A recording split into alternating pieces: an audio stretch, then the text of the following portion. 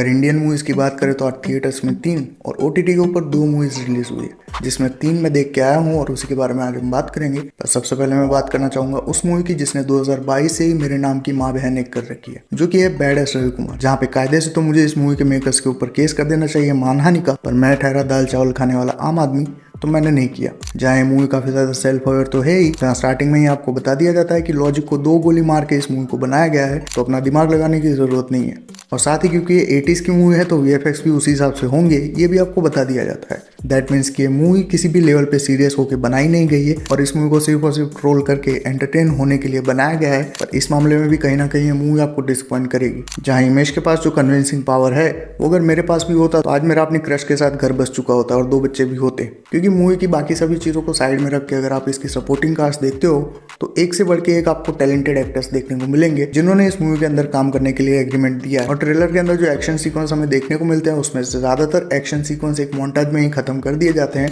बात करें इस मूवी की कहानी की तो मूवी के अंदर कहानी उतनी है जितनी समोसे के अंदर प्याज होती है, जितने 10 रुपए के चिप्स के पैकेट में चिप्स होते हैं और जितना आपकी क्रश का आपके ऊपर अटेंशन होता है। साथ ही हिमेश भाई जो म्यूजिक से भी इतने सालों तक दूर रहे थे, उन्होंने पूरी कसर इस मूवी के अंदर निचोड़ के निकाली है। जहाँ पे 20 गाने में उनके 5 गानों के मैशअप सॉन्ग आपको सुनाई देते हैं, जिसमें से गाना तो एक भी अच्छा नहीं है, पर फिर भी हिमेश भाई ठुमके मारे जा रहे हैं। और मूवी का क्लाइमेक्स भी कुछ उसी मोड पे एंड होता है जहाँ पे रेगिस्तान के अंदर इन सभी कैरेक्टर्स को नचाया जाता है और उसके बाद एक्शन शुरू होता है। और मूवी को देखते हुए मैं बार बार डिस्ट्रैक्ट हो रहा था। इसका रीजन ये नहीं था कि मूवी इतनी घटिया है, पर इसका रीजन ये था कि जब भी रवि कुमार, मैं भी कहाँ नाम ले रहा हूँ, इसका रीजन ये था कि जब भी हिमेश अपनी गन निकालते हैं तो उसको देख के मुझे आधे डजन गाजर की ही याद आती है। और इस गन को वो अपने पीछे भी लगा के रखते हैं, वो भी बड़े आराम से। और अगर आप इस मूवी को देखना चाहते हो सिर्फ और बकलोली के हिसाब से, तो अपने दोस्तों के बड़े से ग्रुप के साथ जाओगे तो थोड़ा बहुत ट्रोल करके ही एंजॉय कर लोगे। इसके अलावा अगर आप किसी ऐसे लोगों के साथ प्लान कर रहे हो जो कि शांत बैठे रहते हैं तो मत जाना। और 2 मूवीज जो ओटीटी के ऊपर आप देख सकते हो, उसमें पहली है मिसिस, जो कि Malayalam movie the great Indian kitchen की रीमेक है, जिसमें सानिया मल्होत्रा लीड रोल में हमें देखने को मिलती है।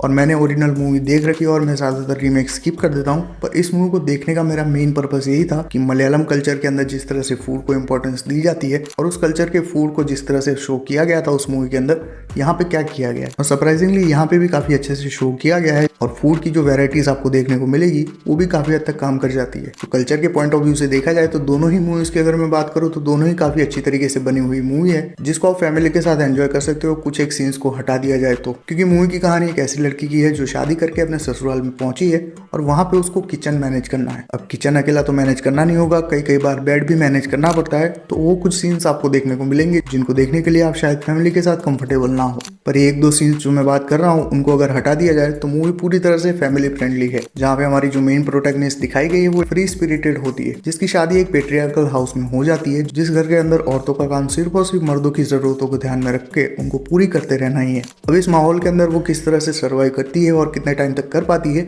यही हमें इस मूवी के अंदर देखने को मिलता है। तो अगर आपने ओरिजिनल मूवी नहीं देखी है तो ये मूवी डेफिनेटली चेकआउट कर सकते हो। और दूसरी मूवी जो ओटीटी के ऊपर आप देख सकते हो वो है द मेहताब बॉयज, जिसने मुझे काफी हद तक इंप्रेस किया, क्योंकि इसके अंदर हमें बोमन ईरानी काफी लंबे टाइम बाद देखने को मिलते हैं। ना सिर्फ एक्टर के तौर पे बल्कि डायरेक्टर के तौर पे भी उनकी ये पहली मूवी है जहां हमें एक ऐसे फादर सन का ड्यू दिखाया गया है जिनके बीच का रिलेशन काफी डिसफंक्शनल है। फैमिली की कुछ सिचुएशन होने की वजह से फादर को अपने बेटे के घर पे कुछ दिन रुकना है। अब इसी छोटी सी कहानी को ये मूवी काफी अच्छे से कैरी करती है, जहाँ पे आपको कुछ कॉमेडी, कुछ ड्रामा और कुछ इमोशंस भी देखने को मिलेंगे। और इन सभी चीजों के बीच बाप बेटे की केमिस्ट्री, जहाँ पे बोमन ईरानी और अविनाश तिवारी हमें लीड रोल में देखने को मिलते हैं। और इन दोनों के बीच की जो केमिस्ट्री है वो काफी अच्छे से काम करती है आपके अंदर हर तरह के इमोशन को जगाने में, चाहे वो कॉमेडी हो या इमोशन। और बोमन ईरानी जिन्होंने डायरेक्ट किया है इस मूवी को, उनके डायरेक्शन के स्किल्स भी काफी अच्छे से निकल के आते हैं। स्पेशली 3 ऐसे सीन्स आपको देखने को मिलेंगे जहाँ पे काफी अच्छी तरीके से ट्रांजिशन लिए गए हैं, स्लो मोशन का यूज किया गया है और क्लोजअप शॉट्स काफी अच्छे से लिए गए हैं। तो ये 3 सीन्स जो है वो मूवी के अंदर स्टैंड आउट कर जाते हैं डायरेक्शन के मामले में।